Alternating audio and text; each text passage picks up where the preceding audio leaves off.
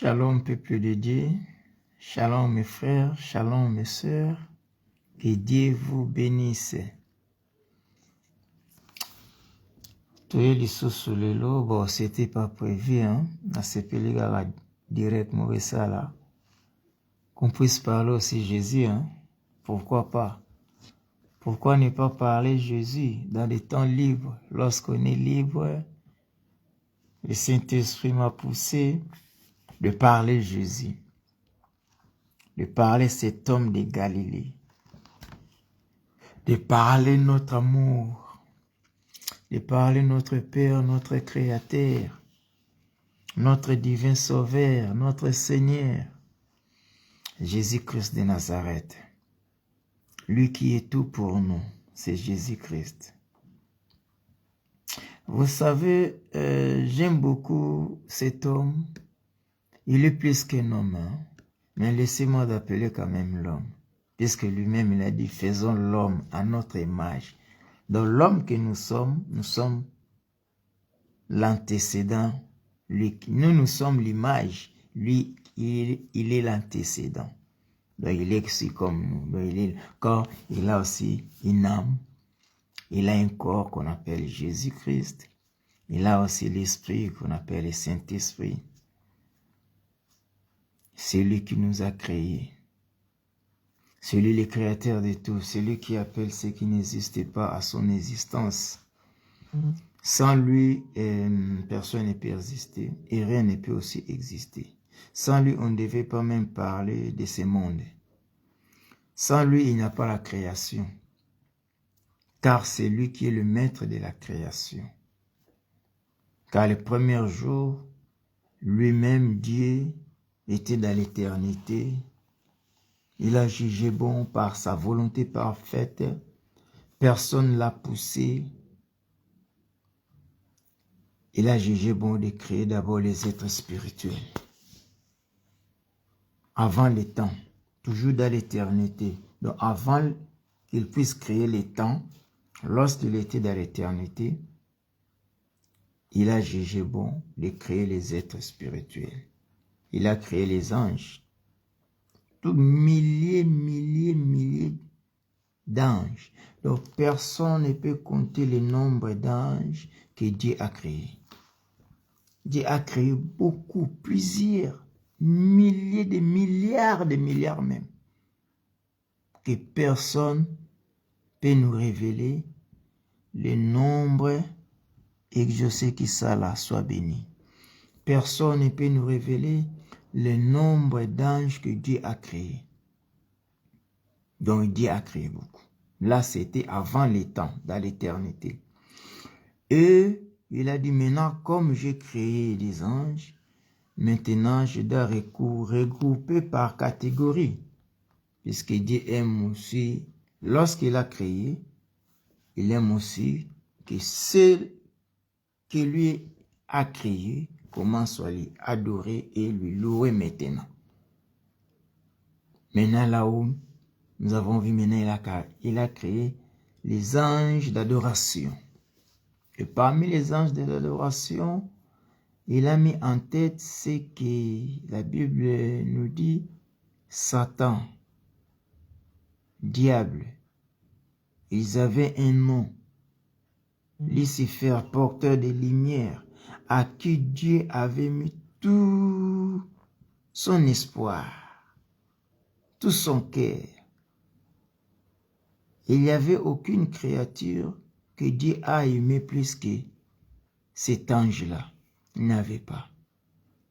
Il était bras droit de l'Éternel, celui qu'on appelait le diable. Ils étaient là, contents, diriger l'adoration, la louange. Mais tout d'un coup, l'orgueil commence à entrer dans les sangs, dans ses pensées. Mais j'adore, mais pourquoi aussi, et aussi puisse m'adorer? Pourquoi aussi, moi aussi je ne devais pas être comme lui? Pourquoi? Il n'a pas encore réalisé ses rébellions. mais sa pensée. C'est comme si l'histoire, je me souviens de l'histoire d'Abel et Caïn. Caïn n'a pas encore tué, mais pensé seulement. Il commence à penser. Mais Dieu a vu déjà ce pensée. Il a dit maintenant à Caïn, pourquoi cette pensée? Il faut l'enlever. Pourquoi cette haine contre ton frère? Il faut l'enlever. Et je pense bien aussi, Dieu étant qu'il est omniscient, connaît tout, il voyait ça.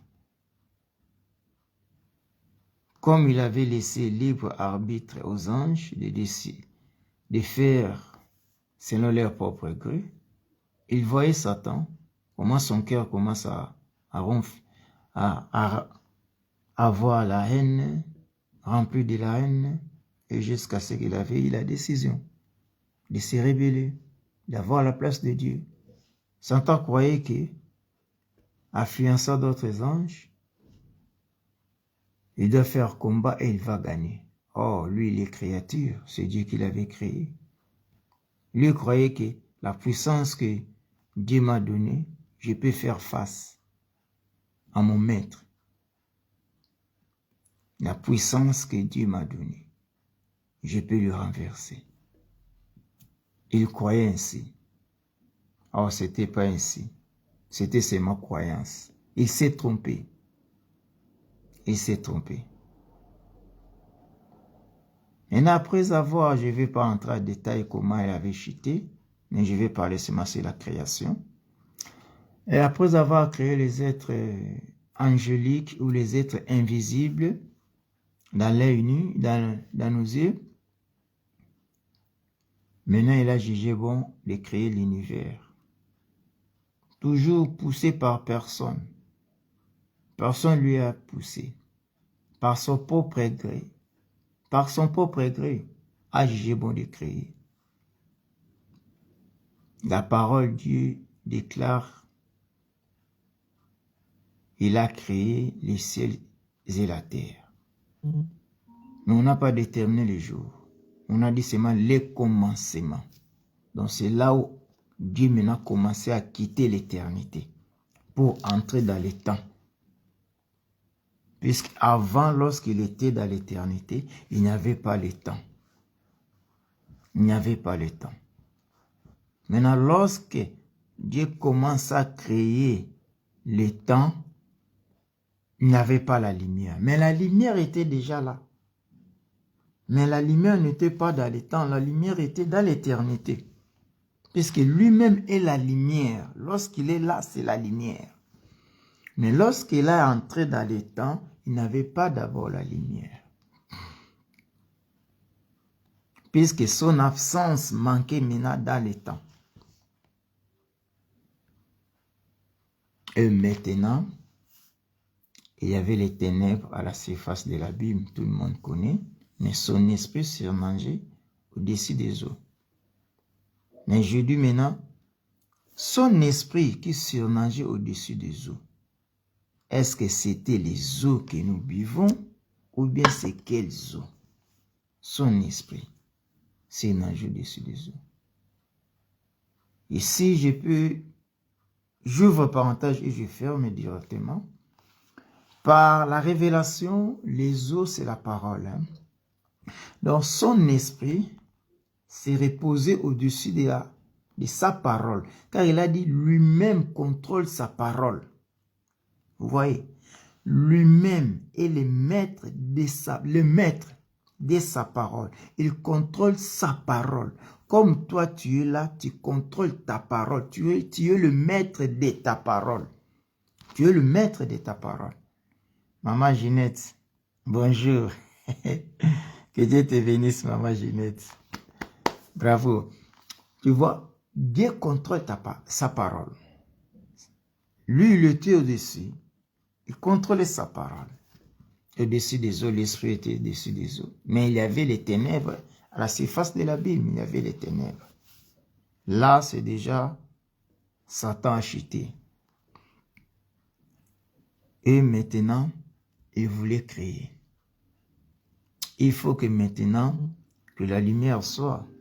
Parce qu'il ne devait pas créer dans les ténèbres, lui qui est la lumière, la véritable lumière, pas la lumière du soleil.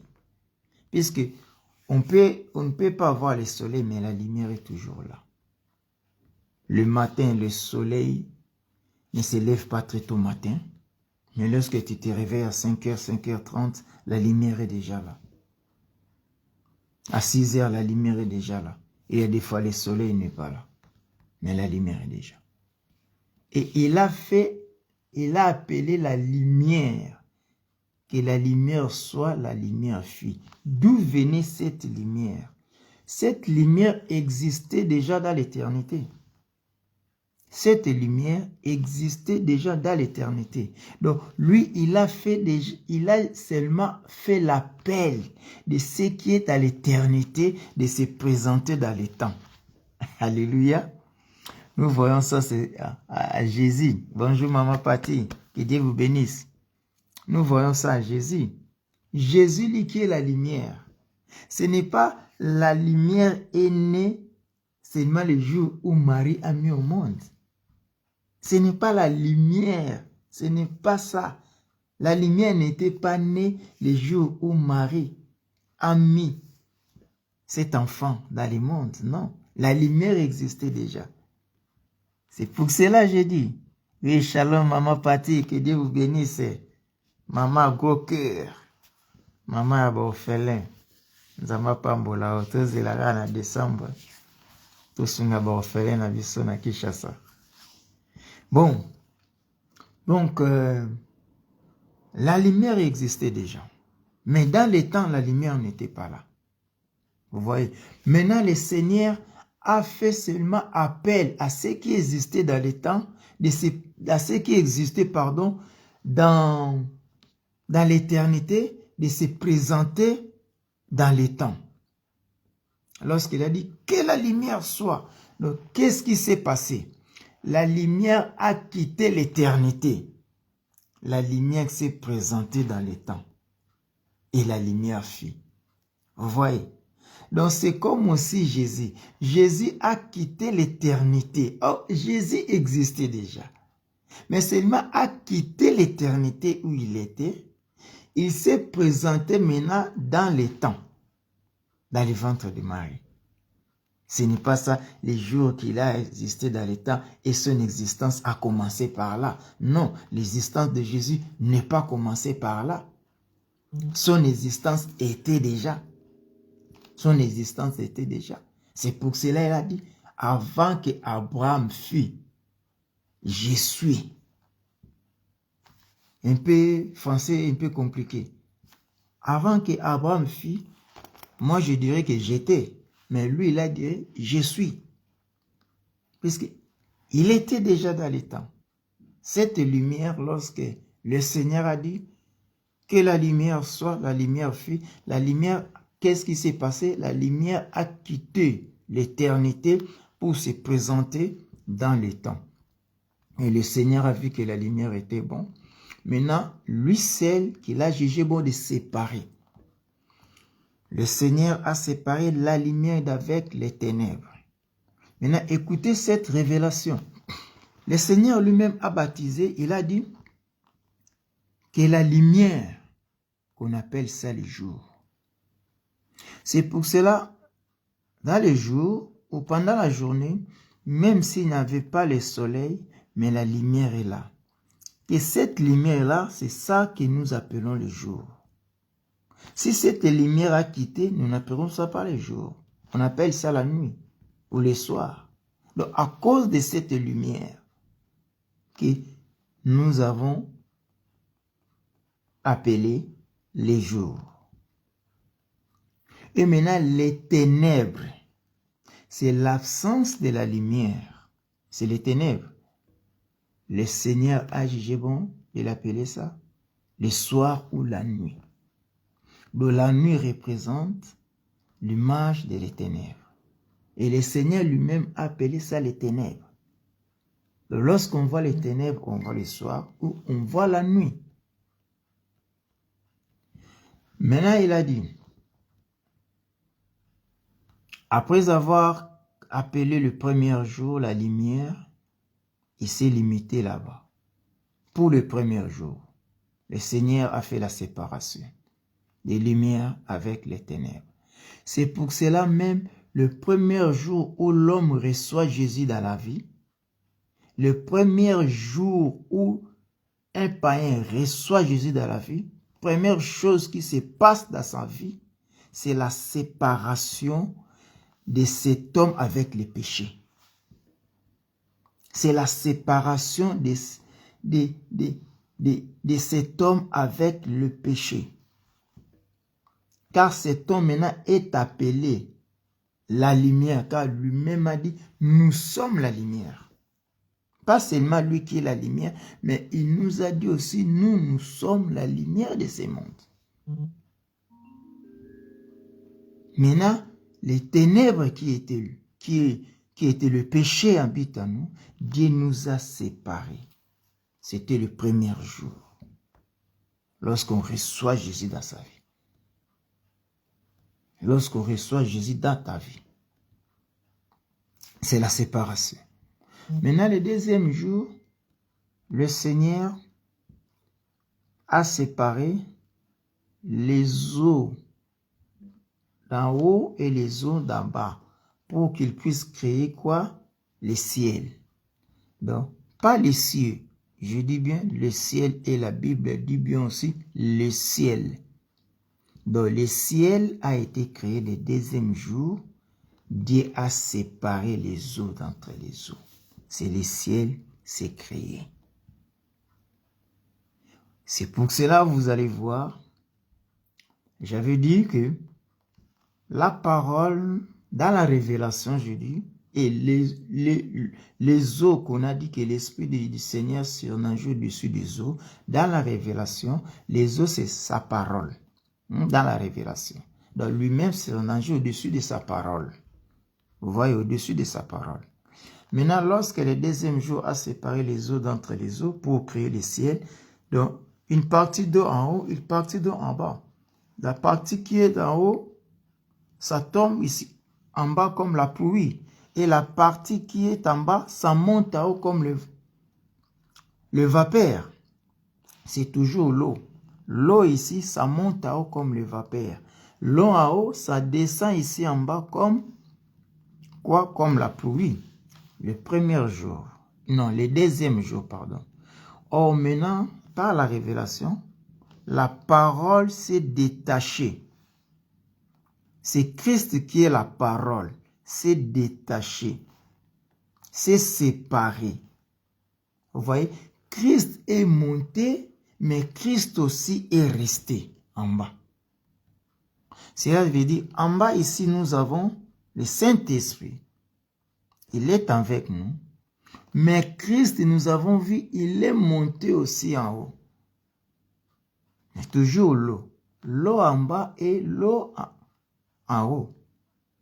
Et il a créé les ciels. Donc cela veut dire le deuxième jour maintenant, la parole, nous avons dit aussi l'eau c'est la parole.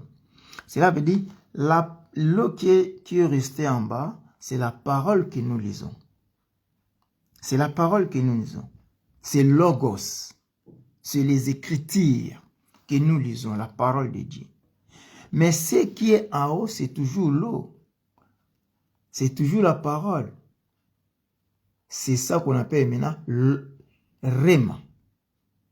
Donc, nous avons Logos qui est resté. Nous avons Rhéma qui est en bas. Maintenant, le Rhéma descend comme la pluie. C'est ça que nous disons la révélation ou la prophétie. Puisque la prophétie vient en haut pour enrichir, pour nous enrichir. C'est comme l'eau, la pluie vient en haut pour bénir, enrichir la terre. Pour enrichir la terre. C'est comme la parole s'est séparée, la parole s'est partagée. Je peux dire aussi c'est divisé. Tu vois? C'est comme lui-même Christ. Christ est monté en haut, Christ est resté en bas. Nous avons Christ en bas comme le Saint-Esprit. Christ en haut, c'est comme l'agneau sur le trône. Tu vois, c'est toujours le même. Il est en bas, comme Saint-Esprit. Il est en haut, assis dans le trône, comme l'agneau de Dieu. C'est là, l'eau aussi s'est séparée. L'eau d'en haut et en bas, c'est pour créer les ciels. Les ciels que nous voyons, c'est l'espace que nous voyons. La parole, l'eau qui était montée, j'avais dit, c'est l'eau qui était restée. La parole, c'est Logos. Et ce qui était là, ce qui est monté en haut, c'est Réma. C'est pour cela l'eau descend comme la pluie pour enrichir la terre. C'est Réma qui descend. C'est la prophétie vient d'en haut, qui descend pour nous enrichir. Maintenant, ce qui est en bas, l'eau qui est en bas, il faut que la lumière puisse la frapper, ou le soleil, ou la chaleur puisse la frapper pour qu'il puisse monter en haut. Pour qu'il puisse monter en haut. Je m'explique ça bien. Si vous me suivez, vous faites des commentaires. Si vous ne comprenez pas, vous faites épée le commentaire, on peut répéter. Puisque je n'avais pas préparé. L'esprit m'a dit seulement d'entrer en direct. Ce n'était pas prévu. Maintenant, la parole qui est restée ici, c'est ça que nous utilisons. C'est ça aussi nos prières. Puisque nos prières aussi, c'est ça la parole. Nous prions, cette parole monte. Nous prions, c'est cette parole monte. C'est comme si le soleil a frappé sur la surface d'eau et la vaporisation commence à s'effectuer. C'est comme le Saint-Esprit qui est la lumière, qui est le soleil levant, le véritable soleil, nous a frappé. Et maintenant, ce qui est à nous, c'est l'eau commence à vaporer. Nos prières commencent à vaporer, retourner. Et le même l'eau qui est à aller en haut, ça doit retomber comme la pluie. Ou ça doit tomber comme la pluie.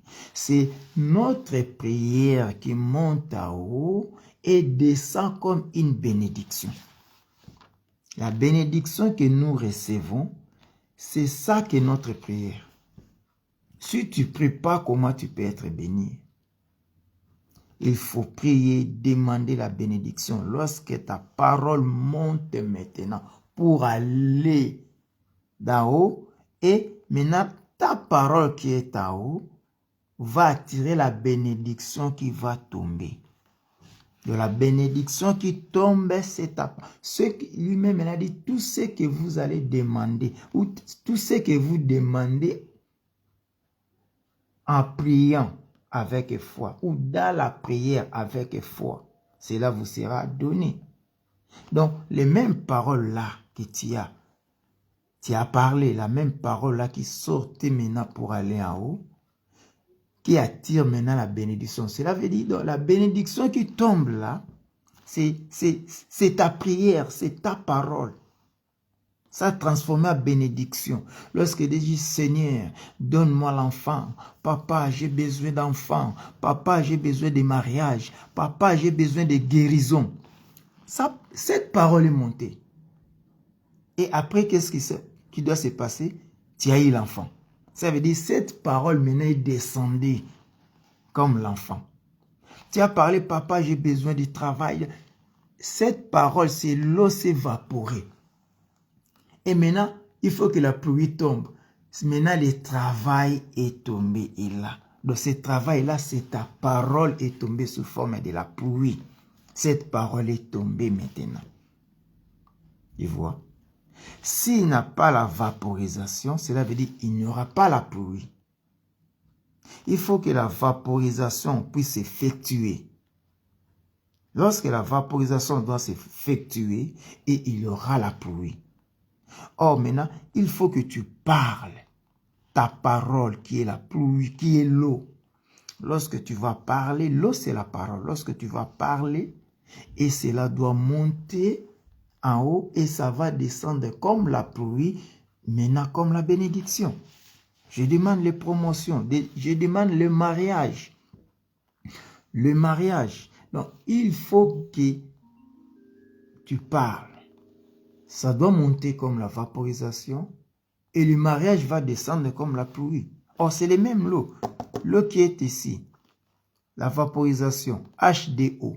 Lorsque ça va tomber, H2O.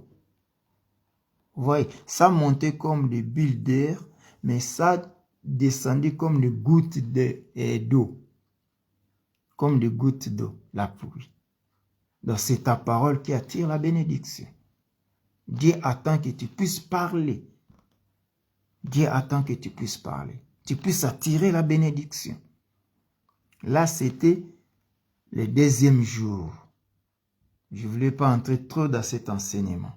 Le deuxième jour, lorsqu'il a séparé les eaux en bas et les eaux en haut, c'est le ciel qui s'est créé. Or, le ciel, c'est une bénédiction pour toi. Et maintenant, le troisième jour, l'eau qui était restée en bas, Dieu a rassemblé les eaux en un seul lieu, à une seule masse, comme la parole dit bien, à une seule masse. Lui-même l'appelait ça la mer. Et c'est par là qu'il a fait sortir maintenant une partie sèche qu'on appelait la terre. Il a fait sortir la terre au milieu des eaux. Vous comprenez? Il a fait sortir la terre au milieu des eaux. Donc la terre est sortie au milieu des eaux. Cela veut dire quoi? Et vous savez, Jésus est la parole de Dieu. Hein? Jésus, on prend cet exemple. Jésus est la parole de Dieu. On dit la parole, l'eau c'est la parole aussi, représente aussi la parole. Maintenant, Jésus que nous appelons Jésus, nous l'appelons Jésus puisqu'il a porté la chair. Il a porté le corps. Et Jésus lui-même a dit, je suis sorti de Dieu. Oh, Dieu c'est la parole, Dieu c'est l'esprit. Donc, il est sorti de la parole. Oh là, la Bible nous dit même, il est la parole. Il est la parole. Donc, l'eau a fait sortir une partie sèche, c'est la terre, solide, qu'on peut toucher. Qu'on peut toucher. Dans le troisième jour. Donc, la parole nous a engendré Christ. L'eau nous a donné la terre. La parole nous a donné Christ. Le Christ là a porté la chair. Oh, cette chair, qu'est-ce que nous disons? Cette chair, c'est les poussières, la poussière. D'où venait cette poussière? C'est la terre. D'où venait c'est la terre? Au milieu des eaux. Jésus sortit au milieu de la parole. La parole s'est fait chair. L'eau s'est fait terre. La parole s'est fait chair. Donc, l'eau s'est fait terre. C'est fait où? Je peux dire la terre, la terre. Pas s'est fait terre, pas comme terre de tranquillité, de se calmer, douce, non. C'est fait terre. C'est à partir de l'eau que la terre est sortie. C'est à partir de la parole que Jésus est sorti. Il venait de la parole de Dieu. Il a dit, je viens de Dieu. Je suis le pain descendu du ciel. Jésus, c'est la parole de Dieu. Et c'est pour cela que vous avez vu que la terre ne pouvait même pas les supporter pendant 4 jours. Seulement 3e jour, Jésus est sorti. Jésus est ressuscité le 3e jour. Nouvelle terre. Pas comme la terre qui était créée au commencement. Puisque au commencement, on a dit, au commencement, Dieu a créé la terre, les ciels et la terre. Au commencement, Dieu créa les cieux et la terre. Les cieux et la terre au commencement. Cela veut dire aussi quoi? La première terre, les cieux et la terre. Et le 3e jour, on a parlé aussi, le ciel a été créé le 3e jour. Nous avons, la première alliance était informe et vide. La première alliance était informe et vide.